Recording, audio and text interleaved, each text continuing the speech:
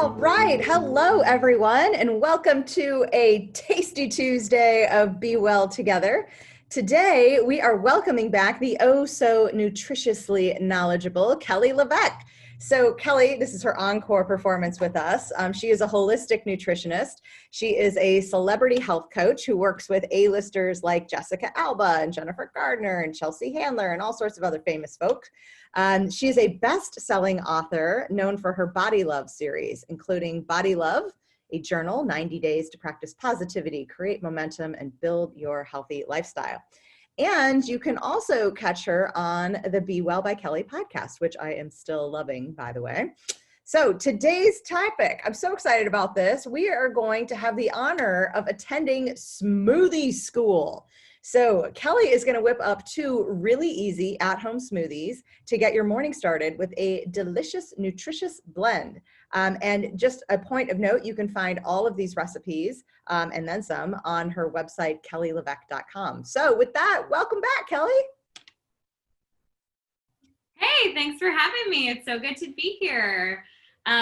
It's so fun to do smoothie school. I took this on the road for my last book tour, and I was on the road with Williams-Sonoma from January to almost, quarantine, middle of March. So it's fun to be doing it again.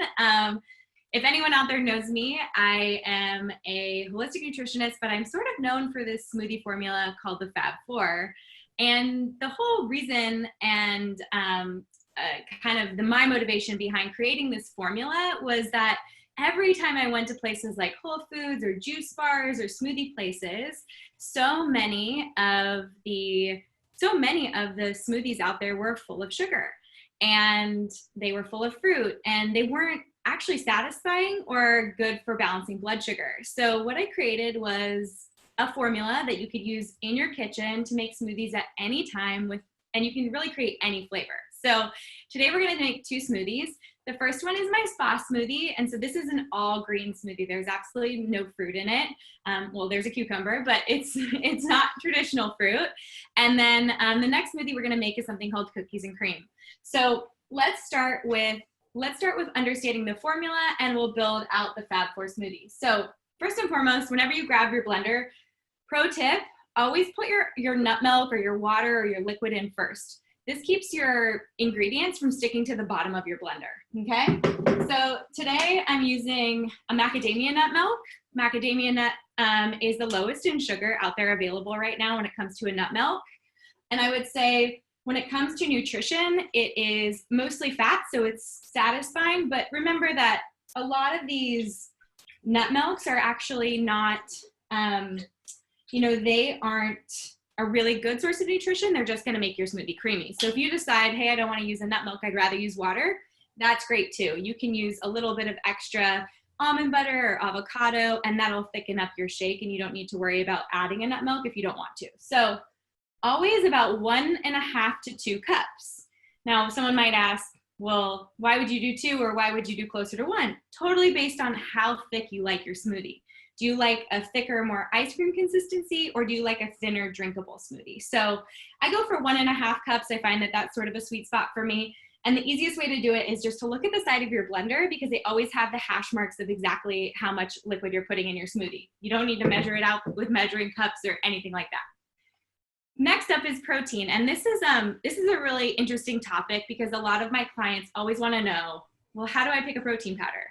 And so I think when you think about building a whole food smoothie, you want to think about minimal ingredients in your protein powder. There are so many proteins on the market when you go to Whole Foods or Erewhon or Mother's or Sprouts that have 20 ingredients in them. And I would recommend that you look for something with more limited ingredients. And I would do that because what you're doing is you're building a whole food shake. You're going to put fat, you're going to put fiber, and you're going to put leafy greens and veggies in it, or maybe a little bit of fruit. And so really the protein should just be protein. It doesn't need to be prebiotics, probiotics, vitamins. All of those other sources actually increase the chances of contamination. They increase the chances that something's not going to work for you, or maybe cause gut dysbiosis or a stomach ache or something like that. So I always look for simple ingredients. Some great protein powders would be a plain grass-fed whey, a collagen protein, and we'll talk about that one in a second. If you are vegetarian or vegan, a hemp protein or a pea protein is my preference over rice protein, and that's because unfortunately, most grains are really good at sequestering heavy metals from soil, but rice does a better job than the rest. So chances of an increase in arsenic or lead is higher with a rice protein. You've probably seen maybe the reports on baby food products being contaminated with arsenic. It's honestly just because rice is really good at sucking that from the soil. So most grains are, but pea protein and hemp protein are great options. So look for minimal ingredients. I came out with a protein powder this year and it has 3 ingredients. So it's 100% grass-fed beef protein. So you make it like bone broth. So it's beef and bones that are boiled. So it contains all your essential amino acids, plus all your collagen amino acids. And then it's just monk fruit, organic monk fruit, which is a sweetener that is, it doesn't spike your blood sugar, and then either organic cacao or organic vanilla. So the coolest part about a protein powder is, one, you really want to like it. Like, it has to be the flavor that it's the base flavor of your smoothie. So what I would do and what I recommend to my clients is head to a grocery store, buy the individual packets, look for limited ingredients. You don't need, the whole kitchen sink. You're going to build a whole food smoothie, but pick individual packets and find the protein that you like best, a mellow vanilla or a mellow chocolate flavor, and then you build from there, because that's where the sweetness is coming from. We're relying on the protein powder to create that sweet flavor. So whether you choose vanilla or chocolate will dictate, okay, well, what kind of flavors can we go with? Vanilla lends itself to green smoothies, berry smoothies, citrus smoothies, pumpkin smoothies in the fall. And then chocolate lends itself to like cherries, raspberries, mocha, chocolate almond butter, desserty type flavors. So think in terms of, okay, if I'm going to include the Fab Four, it's protein, fat, fiber, and greens. So first up is protein, and I want it to be, like I said, a simple protein, and this is going to be the base flavor. So because I'm making a green smoothie, I'm adding 1 scoop of vanilla protein. This is 20 grams of protein. So what you always want to make sure of, because the majority of research suggests that 20 grams of protein is really what you want to aim for in the morning, because that supports lowering cravings in the afternoon, supporting blood sugar balance.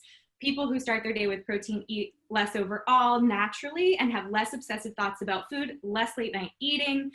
So it's really, really productive in supporting blood sugar balance, decreased cravings, and your ability to just concentrate. So Kelly, I'm going to ask you a question there. Yeah. When you say to get those 20 grams in the morning, like what, like before noon, like if I'm in the Pacific time right now. So if I already missed my shot at 9 a.m. or like.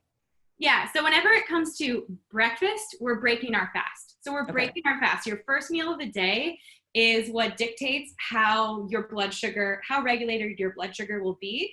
So the more balanced that meal is, and the more satisfying it is, and the more it regulates your hunger hormones and doesn't spike your blood sugar too high and crash you down, the better you'll be. So it's just the majority of research on protein and satiety uses a benchmark of about 20 grams. And I've found personally with clients that works really, really well. Yeah. So the one thing that I would say is the majority of collagens on the market, the serving size is about 10 grams or 12 grams of protein. So for my clients who want to use collagen exclusively as their protein, they would just use 2 scoops. So just always check the back nutrition facts and look for what's the serving size and how many grams of protein am I getting. Right. And then if you have a smoothie later in the day, do you need less protein? Do you want to like kind of pull back a little bit on it? If it's like a snack at 3, you don't actually want 20 grams of protein at that point? Yeah, so I talk about this in my books. I call it a roadie. So because it's just like a little something to bridge you, or a bridge snack to bridge you from lunch to dinner. It doesn't need to be as filling, but we're aiming for about half, like 10 grams of protein, 5 grams of fatish, some fiber. It really is just almost like a half recipe, if you will. So 20 grams of protein. So just look for your favorite protein powder, use a scoop. when it comes to collagen, it's technically an incomplete protein. But if you are someone who eats animal protein, say you have filet of fish and turkey burgers, and maybe you have grass-fed steak, or you've incorporated complete proteins in animal products, collagen is a phenomenal way to round out your amino acid profile, because it's getting you amino acids you're not getting from muscle meat. So it's getting you glycine and proline, these amino acids that are great for tissue. It's basically collagen synthesis. So we have the inputs, and then we're able to synthesize collagen internally. And the best way to do that is with the amino acids that you need to produce collagen. So if you're eating collagen, or if you're eating, if you're doing chicken with the skin on, or if you have pork rinds, or if you're a bone broth person or a gelatin person, you're getting those amino acids, and that's great. And then vitamin C is what really helps to synthesize collagen as well. So we'll get to that, but we always have vitamin C in our smoothies with spinach, or a leafy green. So we have our protein, now we need fat. Great sources of healthy fat: avocado, almond butter, peanut butter, coconut oil, olive oil. And choosing your fat will dictate how thick your smoothie gets. So if you like a thicker smoothie, use a whole food fat. Today, for the green one, we're using an avocado. We're using half of a small avocado. The best rule of thumb is to use your thumb. So if you're using liquid fat, it's 1 to 2 of the top of your thumb. That's about 2 tablespoons, 1 to 2 tablespoons. And then if you're using whole food, it's your whole thumb. So 1 to 2 of those. That would look like 1/4 to 1/2 of a small or medium avocado. So we put the avocado in, there's our fat. And then we want to think about fiber. So great sources of fiber: chia, flax, acacia, psyllium husk. If you don't like nuts and seeds as fiber or fiber powders, you can use frozen cauliflower rice. You can add zucchini, you can add cucumber. You're looking to really just add fiber to your shake, because what it does is it not only stretches your stomach, which regulates one of the strongest hunger hormones in your body named ghrelin. So the physical stretching of your stomach actually calms that hunger hormone, but it actually is going to slow the digestion of any sugar, glucose-derived foods like starch or sugar that's present in the food. It's going to slow down that digestion, which is going to support the elongation of your blood sugar curve. So fat and fiber is the same. It's always 1 to 2 tablespoons. So you have 20 grams of protein. There's your one. That's the first part of the Fab Four. Then you have fat, that's 1 to 2 tablespoons. Then you have fiber, that's 1 to 2 tablespoons. So we're gonna use just some chia seeds today. And I'm sorry if I'm out of breath, I'm 20 weeks pregnant. You go, girl, you're doing it. You got this thing. I'm like talking to why am I out of breath? It's okay. So 2 tablespoons of chia.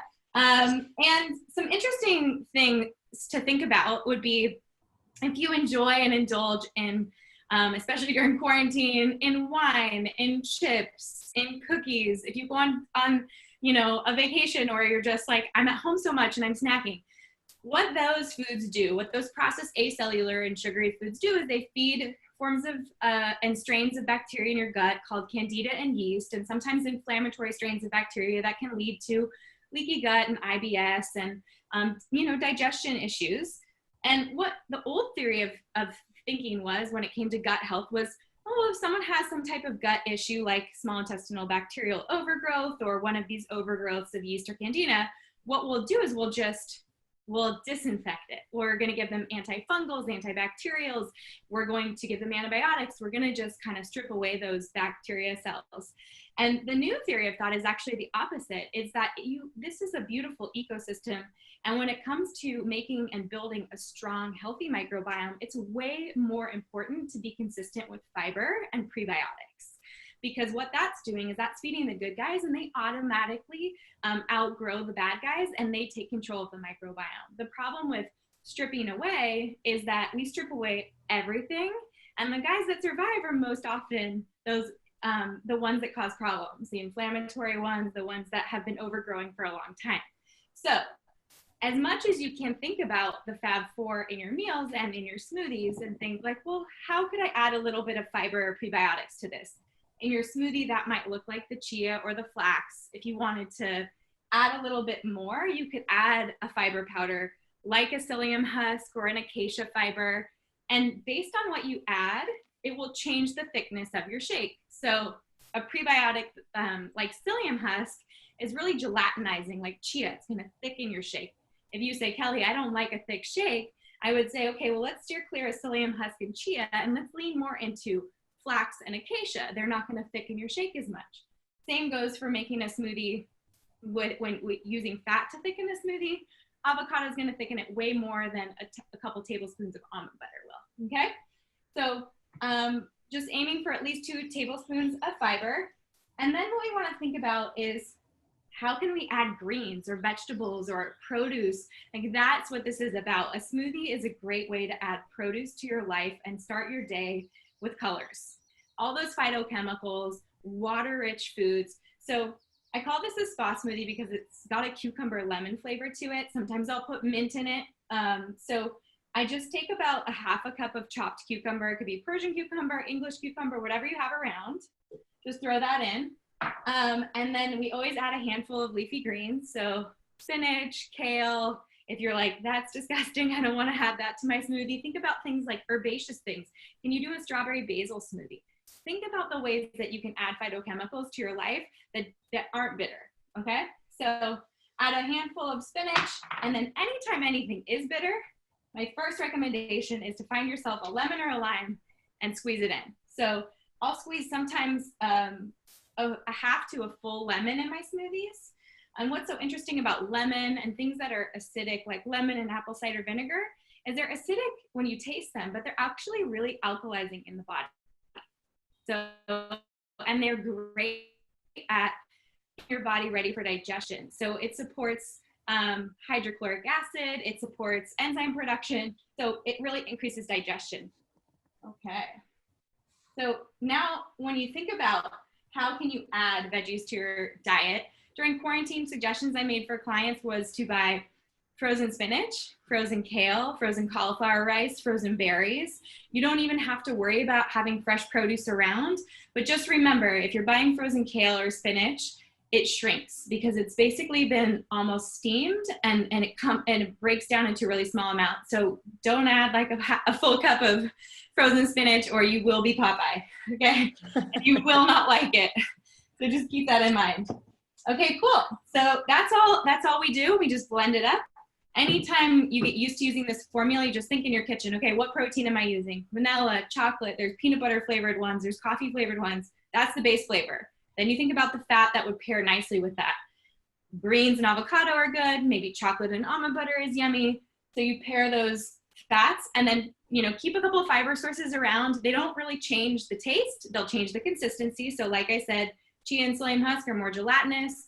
Acacia and flax are less, like a little thinner if you don't like that thick smoothie taste.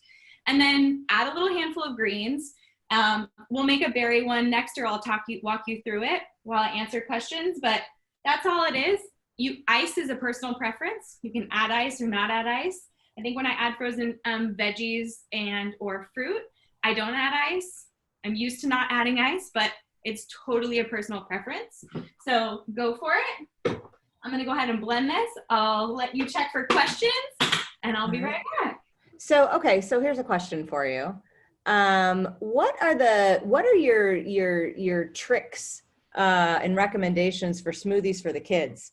Every now and then I can kind of get them in there, but the green for sure turns them off, which is like the number one thing I'm trying to shove in them. Yeah. And I can try to say like, you can't even taste the spinach. Look, this is great. But they're not buying it. So what are your smoothie tricks for kids? So I would, a couple of things that I do with Sebastian, so I have a 20-month-old and we make smoothies together, is I always buy celery every single week, and I'm into zero waste right now, especially during quarantine and being home so often and having the time to do that. So I'll chop up all the celery leaves and I'll save those. They're a little less bitter and they're not as dark. So I can hide that color behind a berry a lot easier. Also chocolate, anytime you're using a chocolate protein, it's going to hide a green color a little bit better for kids. So maybe you do a chocolate almond butter blueberry or chocolate almond butter raspberry, and then you hide a more mellow colored green in there, like the celery tops. That's great. Celery tops. Another thing is the cauliflower rice. Cauliflower rice is barely, that's very little taste. It's super mild in a smoothie. It's going to just be, it's almost like adding ice that doesn't dilute the flavor of your smoothie. And what's so great about it is cauliflower is a cruciferous vegetable. It's rich in a phytochemical called sulforaphane, which is anti-cancer. It's actually going to anti-inflammatory, anti-cancer. What it does is it doubles cellular detoxification if you have it like once a day. So Really? where your cells would release anti-inflammatory and anti-tumor necrosis enzymes every other hour, they then release them every hour. So when I think about how am I going to get cruciferous vegetables into little Bash's life, cauliflower rice in a smoothie, he's fickle. He's 20 months old. So sometimes I'll saute kale. He's into it. Sometimes he's like, no, but like kale chips, frozen cauliflower rice, things like that, where you're either hiding it in or making it fun. That really helps. That's great. That's a great tip. If anyone likes a bitter taste or say they don't like to digest Brussels sprouts, kale, those like really heavy cruciferous vegetables, remember that arugula and radish are also cruciferous vegetables. So you could do radish on a salad or an arugula salad, and that would help. Great, great. And another question I have for you, you'd mentioned that you had come up with your own protein. Is that available for purchase? Is that out there in the world yet? It's on Amazon. It just went up like 5 days ago. Oh my God, congratulations. This is very exciting. So tell me what it's called.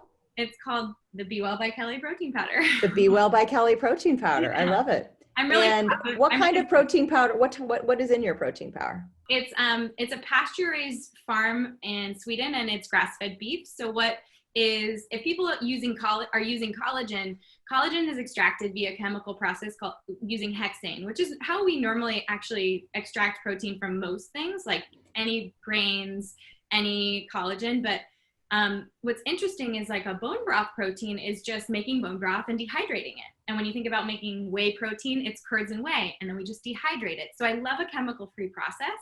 So the grass-fed beef protein is the bones and the beef, and it's stewed and dehydrated. And so it's a chemical-free process, and you get all your essential amino acids plus all your collagen amino acids. And it's very like compact and efficient. So I'm like, it's taken me 5 or 6 years to really decide on what I wanted to do, find a source and find the cleanest version. And so I'm really proud of it. Well, I can't wait to try it. I just wrote it down. I'm excited. Next time for your three-peat, I'll give you a review. Yeah, okay, great. I love it. All right, let's do the cookies and cream one, because I think I'm going to get in trouble if people don't hear what that is. So let me just show you guys exactly how thick this smoothie is. You see, it's not thin because we used chia, we used almond, we used avocado, and so it's a little bit thicker, a little less milk. So I don't have 2 blenders, so I'm going to rinse this real quick, and I'll be right back. Fantastic. I had that question myself. I was like, now, is she going to pull up a second Vitamix? Catherine, are you into smoothies? Do you do smoothies at home? I don't, but it's one of the things that I want to get into, which is why I was very excited about this episode. And I don't actually have a blender. And this was something that someone asked in chatter. I'm sure you've gone through a ton of different blenders as you go through smoothies. What should we be looking for? Or do you have kind of like a recommended blender that we should go for? Yeah, you know what? I had the same blender from 2008 to 2012. And then I gifted it to my friend. It was just like the bottom level Vitamix. And it's still lasting. She has 5 kids and she makes smoothies all the time, and it's still on her counter working. And I upgraded to the A3500, but it's just about a motor and a blade, because a lot of times you can get a blender that doesn't have a very sharp blade, or chops up your smoothie and then it tastes like a salad, and then that's really not fun to drink. So I've always been a Vitamix person. I do have the mini NutriBullet, the little mini travel one that's $30 from Target. That's something like if I go to New York for work and I'm there for a week, I will actually be the person who brings it in my luggage to travel blend if I need to. Okay, so let's talk about a cookies and cream smoothie real quick. I'll make this one a little bit faster. So cookies and cream, chocolate base. A chocolate base of your smoothie is going to, it's going to cover up any greens, but it's also just going to make it taste like a little bit more like desserts. So if anyone has cravings, they tend to be, I make this recommendation for women who you know, are like coming, maybe PMSing or about, you know, going through menstruation, as you cravings for chocolate and things like that increase, or if someone's like really trying to diet and restrict and feel like their cravings are really raging, starting your day with a chocolate smoothie and just nipping it in the bud right there, then and there, is a great way to lower those cravings. Or we do a roadie with a chocolate smoothie in the afternoon. So keep that in mind. This is, you know, when you're using stevia or monk fruit, you want to avoid protein powders that have real sugar in them, because they will have an effect on your blood sugar. But stevia and monk fruit tastes a little more like sugar. Stevia can tend to be a little bit bitter, but it's a great way to hit that spot, and also satisfy you, because it's really just protein. Protein regulates 4 of your 8 hunger hormones. It's the most satisfying macronutrient. So getting it in, like I said, first thing is important. All right, so chocolate cookies and cream is actually a chocolate almond butter smoothie with a little bit of blueberries to add extra sweetness. So we are going to add a big heaping tablespoon of almond butter. Let's see if I can get even more. Yep, there's 2.